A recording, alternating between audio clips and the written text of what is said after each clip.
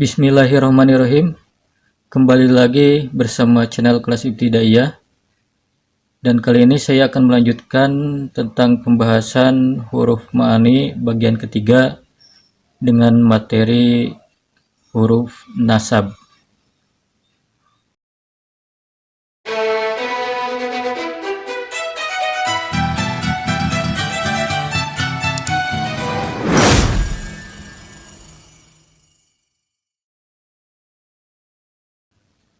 Huruf nasab adalah huruf yang membuat fi'il atau kata kerja menjadi mansub dengan ditandai harokat fathah di akhirnya.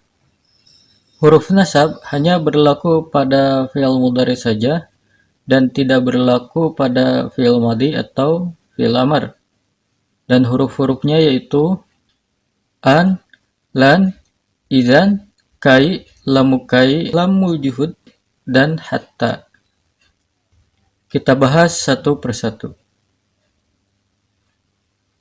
Yang pertama ada an. Huruf an tidak memiliki arti khusus, tapi sering dimaknai dengan kata bahwa. Dan terkadang huruf ini tidak disebutkan dalam terjemahannya. Huruf ini berfungsi untuk memisahkan dua fi'il. Sebagai contoh, arju an tajtahida fid dirasati. Saya mau kamu bersungguh-sungguh dalam belajar. Pada contoh tersebut, kalimat tajtahida merupakan fi'il mansub yang ditandai dengan harokat fathah di akhirnya karena didahului oleh huruf nasab an. Huruf ini memisahkan antara dua fi'il yaitu arju dan tajtahida. Contoh yang kedua, nahnu nuridu an narji'a. Kami ingin pulang. Pada contoh tersebut, kalimat narji'a merupakan fi'il mansub yang ditandai dengan harokat fathah di akhirnya karena didahului oleh huruf nasab an.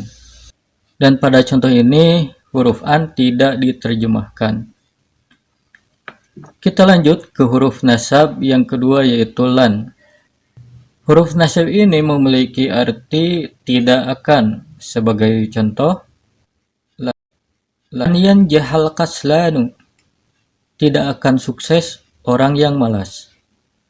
Pada contoh tersebut, kalimat yanjaha merupakan fi'il mansub yang ditandai dengan harokat fathah di akhirnya karena didahului oleh huruf nasab lan. Contoh yang kedua, lan azhaba ila suqi. Saya tidak akan pergi ke pasar. Pada contoh tersebut, kalimat adhaba merupakan kalimat fi'il mansub yang ditandai dengan harokat fathah di akhirnya karena didahului oleh huruf nasab lan. Kita lanjut ke huruf nasab yang ketiga yaitu idzan. Huruf ini memiliki arti jika demikian atau kalau begitu. Nah, huruf ini berfungsi untuk menyimpulkan sesuatu yang sudah dibahas. Sebagai contoh, sa'azuruka ghaddan idzan antadhiroka. Saya akan pergi ke rumahmu besok. Kalau begitu, saya akan menunggumu. Maksudnya di sini adalah contoh percakapan antara dua orang. Orang yang pertama mengucapkan sa'azuruka ghaddan. Saya akan pergi ke rumahmu besok. Dan orang yang kedua menjawabnya, idzan antadhiroka. Kalau begitu, saya akan menunggumu. Pada contoh tersebut, kalimat antadhiro merupakan fi'il mansub yang ditandai dengan harokat fathah di akhirnya karena didahului oleh huruf nasab idzan. Dan perlu diingat, huruf terakhirnya itu bukan ka ya, tapi ro. Ka itu adalah satu kalimat. Karena ka itu merupakan dhamir muttasil anta yang disambungkan ke kalimat antadhiro. Kalimat antadhiro merupakan tanggapan untuk menyimpulkan kalimat sa'azuruka. Contoh yang kedua, Iza narji'a ilal baiti al-an. Kalau begitu, kita pulang ke rumah sekarang. Pada contoh tersebut, kalimat narji'a merupakan fi'il mansub yang ditandai dengan harakat fathah di akhirnya karena didahului oleh huruf nasab idzan. Kita lanjut ke huruf nasab yang keempat, yaitu kai. Huruf ini memiliki arti agar, supaya, atau untuk, dan berfungsi untuk menyatakan suatu tujuan. Sebagai contoh, ijtahid kai tanjaha. Bersungguh-sungguhlah supaya kamu sukses.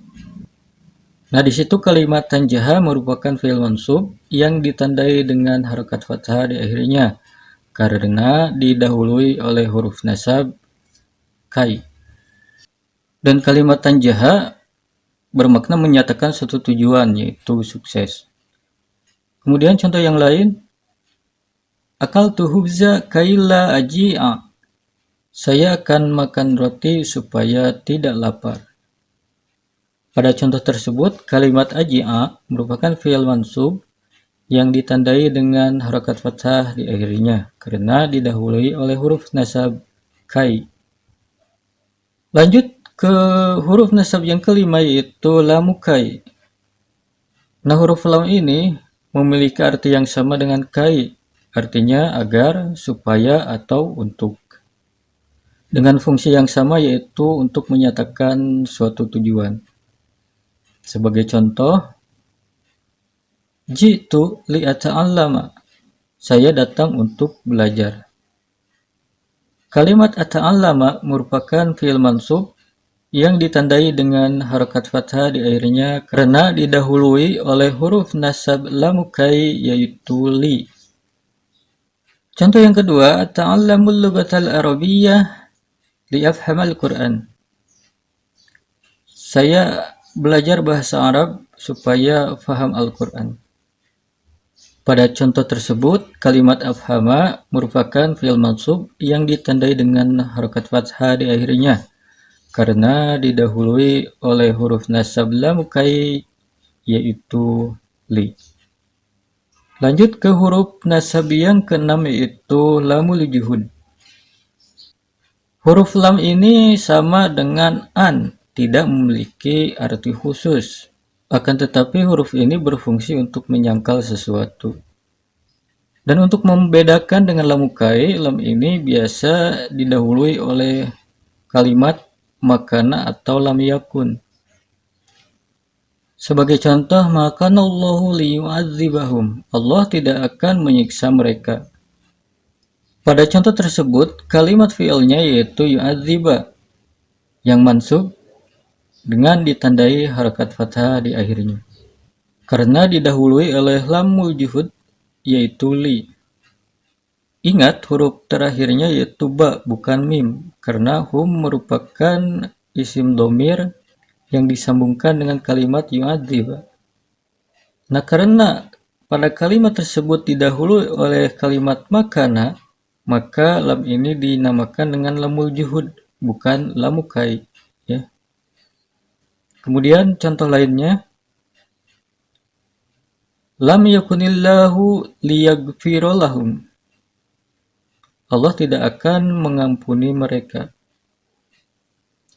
Kalimat yaghfira merupakan fi'il mansub yang ditandai dengan harakat fathah di akhirnya karena didahului oleh lamul juhud, yaitu li. Dan karena pada kalimat tersebut didahului oleh lam yakun, maka lam itu merupakan lamul juhud, bukan lamukai. Kita lanjut ke huruf nasab yang terakhir, yaitu hatta. Huruf ini memiliki arti sehingga atau sampai. Huruf ini berfungsi sebagai penghubung antara dua klausa. Nah, apa klausa itu? Klausa itu kalau di dalam ilmu nahwu itu disebut dengan jumlah, susunan kata. Sebagai contoh, la tatakallamu hatta tantahiyal khutbatu. Janganlah kalian ngobrol sampai selesai khutbah. Pada contoh tersebut, Kalimat tantahiyya merupakan fi'il mansub yang ditandai dengan harokat fathah di akhirnya karena didahului oleh huruf nasab hatta.